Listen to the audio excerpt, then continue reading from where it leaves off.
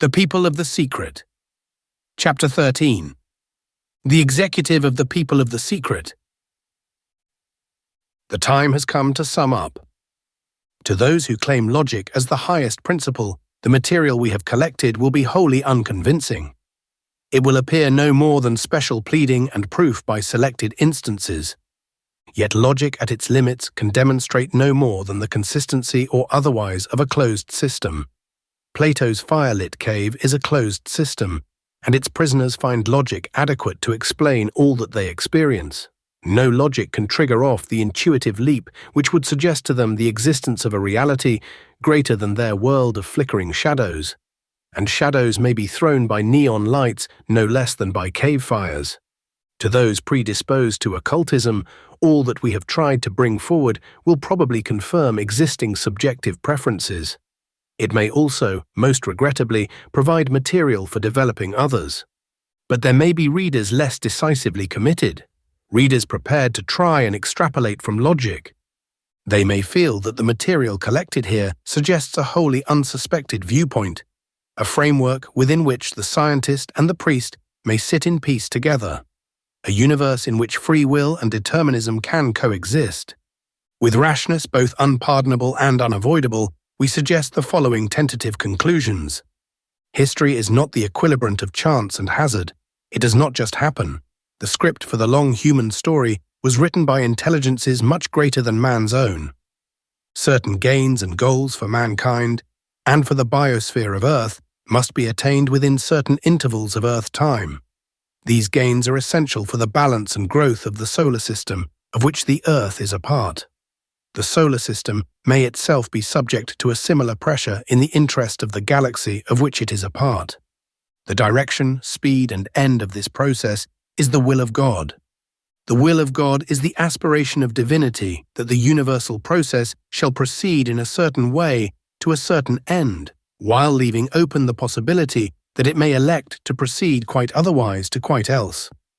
Very high intelligences direct the evolution of the universe in an attempt to ensure that the divine aspiration shall be realized. These intelligences are coercive in proportion as their material is unconscious. They are persuasive in proportion as their material is conscious. The universe is a gradient of consciousness, and on this gradient the Earth occupies a low level. Its highest raw material is mankind. Mankind is collectively unconscious of the evolutionary process of which he is a part, and he is subject therefore to determinism approaching 100%. Even so, the direction imposed on mankind is only relatively coercive. Because of the high energies which are potential in him, man may not be compulsively directed. Means have to be employed which do not outrage the integrity of his potential nature. This is achieved by arranging a bias in favor of those situations which contain developmental possibilities, and by limiting man's opportunities for making involutionary choices. About this line, there may be marginal interplay of determinism and free will. On the present moment of a man or a generation of men, these pressures may appear both random and hostile. Responsibility for this process on Earth lies with an intelligence which has been called the hidden directorate. This may correspond to the level symbolized in occult legend as an individual, for example, the regent, or the Ancient of Days, etc. It is to be equated either with demiurgic level or with the level immediately below. No grounds exist for an opinion as to whether this intelligence is, in any sense, comprehensible to man, a single or a composite intelligence, or whether it is discarnate or corporeal. Below this level, certain members of ordinary humanity, in whom qualitative changes have taken place, are in touch with the directorate and may at intervals share its consciousness. This group of advanced human individuals is what has been referred to as the hidden executive. It is the reality behind all legends of masters and initiates from earliest historical times to the present. There may be several centers on Earth from which the executive operates, corresponding to the division of responsibility for humanity assigned before the withdrawal of 12,000 years ago.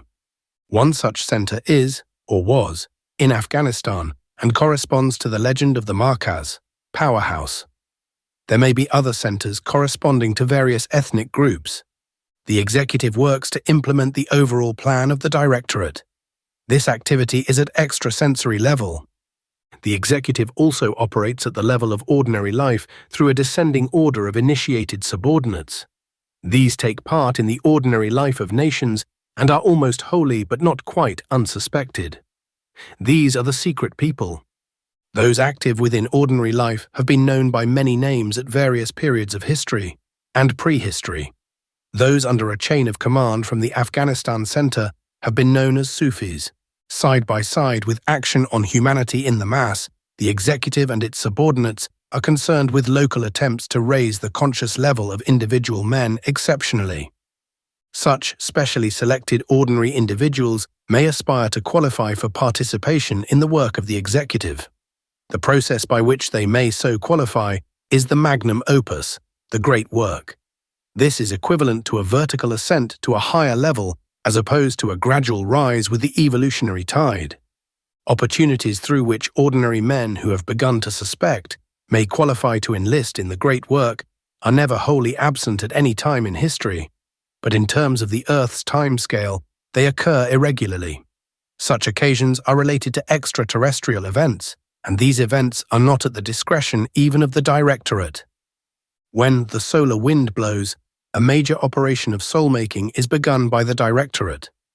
As a result, a relatively large number of human individuals may complete a significant part of the great work in a single generation. A small number may reach completion. Both categories will serve the evolutionary process of mankind thereafter, but their post-mortem situations may be different. Knowledge of such matters has never at any time in history been absent, but it has always been available in the form of allegory, never explicitly. Many of the Greek myths are allegorical descriptions of sequences in the magnum opus. In recent historical times, corresponding to the development of intellect, suggestions have become increasingly explicit. They have probably never been more explicit than at the present time. This may suggest that the end of a major era is envisaged.